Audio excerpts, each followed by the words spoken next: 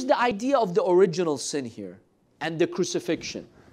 Now, mainstream Christianity will tell you that because of the original sin, Adam and Eve eating from that apple, humanity inherited the sin. It got passed down from one generation to the other. And that's why God had to send Jesus to save us, right? Save us from what?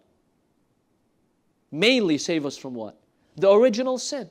Everyone's doomed because of the original sin until God sent Jesus to supposedly die on the cross to save us from that. And whoever believes in Jesus is saved. Islam also, is critical of that for a number of reasons. Number one, we don't believe in the original sin.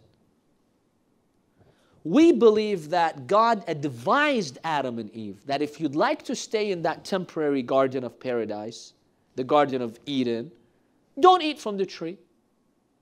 If you do, your test on earth will begin. The devil, the shaitan, tricked them. And by the way, how did he trick them? I mean, Adam is a prophet of God. God clearly told him, stay away from that tree. That's my advice to you. How did Satan trick them? The Quran in one verse explains this. وَقَاسَمَهُمَا إِنِّي لَكُمَا مِنَ النَّاصِحِينَ. He took an oath in God. He swore in God's name, go eat from this tree, it's good for you. You will stay longer in paradise.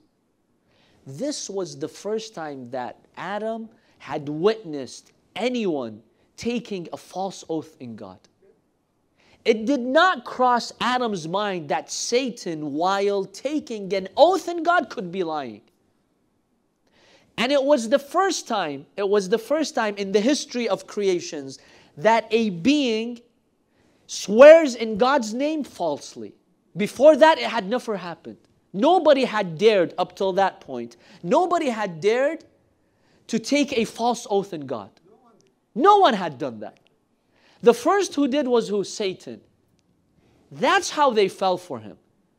Adam, it just did not cross his mind that he could be lying. He mentioned God's name. He took an oath in God. He swore in God's name.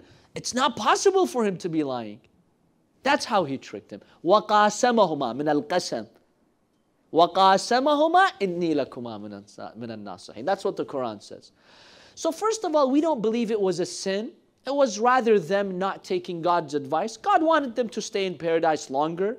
They chose to have their test quicker. Because from the beginning, the Quran is clear that God's plan was what? To have Adam and his descendants on earth. That was the plan, to test us on earth. So God from day one, قَالَ إِنِّي جَاعِلٌ فِي الْأَرْضِ خَلِيفَةً. God's plan from day one was for Adam to be on earth. He told him you could stay as long as you like here in paradise. Here you don't go hungry. Here everything's available for you. There are no hardships, no difficulties here. The minute you approach the tree, then what? Your difficult test will begin. Just to give you an example, let's say you go into an examination hall, and you've seen how sometimes when they're distributing the test, they want everyone to begin at the same time. They'll tell you to put your test face down, right? When everyone gets it, then the professor says, okay, now flip it and start. The test was always there waiting for Adam, but it was face down.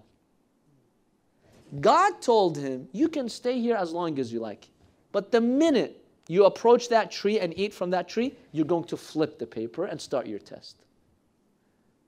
So that's where he fell for Satan. So number one, we believe it was not a sin.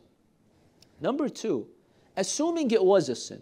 Let's assume, for the sake of argument, it was a sin. Why should we be held responsible for it? If your grandfather kills somebody, is it okay for somebody to take you to court and say, your grandfather killed somebody? You're liable for that. Is that compatible with God's justice? Islam says this is not compatible with God's justice. وَأَلَّا تَزْرُ وَازِرَةٌ وِزْرَ أُخْرَى. The Quran is very clear. You're responsible for what you do. Not what your dad did, your mom did, your grandparents did. Let's say Adam and Eve committed a sin. Why should their children and descendants and all of humanity inherit the sin? Doesn't make sense. Why? Why is humanity being held liable and responsible for something they did not commit? something their grandparents committed. So Islam rejects the idea of the original sin. That even if we assume Adam and Eve committed a sin, we shouldn't be held responsible for us. So we didn't do anything wrong for Jesus to come and save us from an original sin. We didn't commit that original sin. So that's the first observation that Islam has when it comes to the original sin. Yes, we believe God did send Jesus to save us, but in what sense? Like all other prophets of God. Show you the path, and that's how you're saved. By believing in God and His prophets in the Day of Judgment, doing that which is good, avoiding from major crimes like murder, like rape, like other types of crimes. That's how you're saved. But who showed us that path? Jesus, peace be upon Him. Jesus came with clear signs. He had miracles. He had a book. And that's how He saved humanity. The one who obeys Jesus and His commands is saved. The one who doesn't obey Him, even if he claims to be believing in Jesus, but if you're not going to obey Jesus, then how are you saved? Salvation depends on your actions, not just on your belief. Yes, the belief must be there. We also believe that Jesus is a very respected creation of God. He's a prophet. He's to be respected and followed. But it's our actions that will determine whether we'll be saved or not.